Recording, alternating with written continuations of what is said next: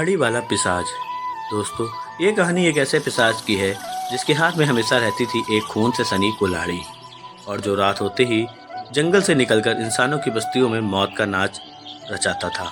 गांव बनबीरा के पास एक घना जंगल था जिसे लोग श्रापित वन कहते थे। कहते हैं वहाँ दिन में भी अंधेरा रहता था। जानवरों की आवाज़ें भी वहाँ डर के मारे धीमी पड़ जाती थी। बच्चे तो दूर, बड़े बड़े आदमी भी उस जंगल की तरफ देखना नहीं चाहते थे। एक समय की बात है, उस जंगल के भीतर एक लकड़हारा रहा करता था। कालू राम बेहद गुस्सेल, अकेला और डरावना।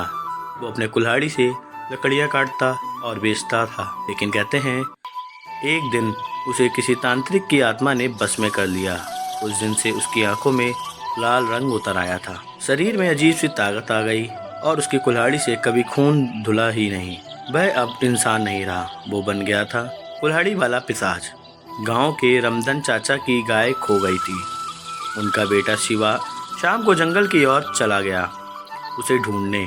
वो गाय तो नहीं मिली, लेकिन मिला एक चीखता हुआ साया, लंबे बाल, झुका हुआ शरीर, नीला सा और चमकीली आंखें। उसके हाथ में थी एक कुल्हाड़ी। अगले दिन शिवा का शव गांव के कुएं के पास मिला। गांव में कोहराम मच गया। ये जरूर कोई जानवर रहा होगा, सरपंच ने कहा। लेकिन दादू बाबा बोले, नहीं, ये काम उसी का है। कुल्हाड़ी वाला पिशाच फिर लौट आया है। गांव के बड़े बुजुर्गों ने बताया कि आज से करीब 50 साल पहले कालू राम जंगल में अपने परिवार के साथ रहा करता था। उसकी पत्नी ने किसी और से प्रेम कर लिया और उसे छोड़ गई। गुस्से में आकर कालू राम ने अपनी कुल्हाड़ी से पूरे गांव में कत्लेआम मचा दिया, और तब गांव वालों ने उसे जिंदा जला दिया था और उसकी आत्मा ना मरी, और तब से उसका पिशाच रूप बन गया।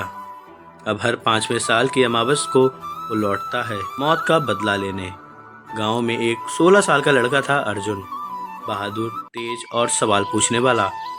जब उसने शिवा की मौत सुनी तो खुद जाकर जंगल में जाने की ठानी। अगर वो सच में पिशाच है तो हमें उसका अंत करना ही होगा, अर्जुन ने ठानी।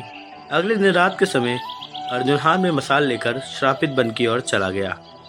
चारों ओर सन्नाटा था, सूखे पत्तों की सरसराहट और चमगादड़ों की डरावनी आवाजें। और फिर सामने आ गया वो साया, लंबे बाल, नीला शरीर, फटी हुई आंखें और वो खून से लथपथ कुल्हाड़ी।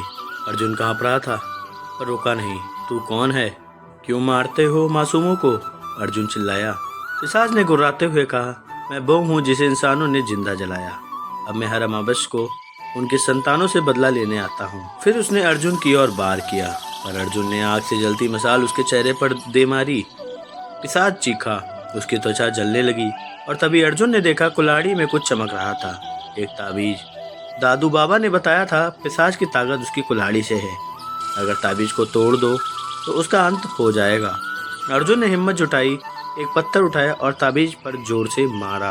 ताबीज चटक गया। आग मुझे जला रही है, और अगले पल वो राख बन गया। उस रात के बाद श्रापित बनते आवाजें आना बंद हो गईं। शिवा की आत्मा को भी मोक्ष मिल गया। अर्जुन गांव का हीरो बन गया। लेकिन कुल्हाड़ी, वो आज भी गांव के मंदिर में एक काले कपड़े में लिपटी रखी है। कोई उससे छूता नहीं है।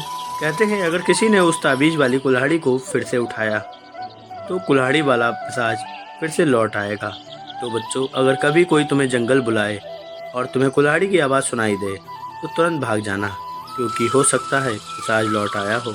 दोस्तों, ऐसे ही कहानी देखने के लिए हमारे चैनल को सब्सक्राइब कर लें और बेल आइकन दबाना ना भूलें।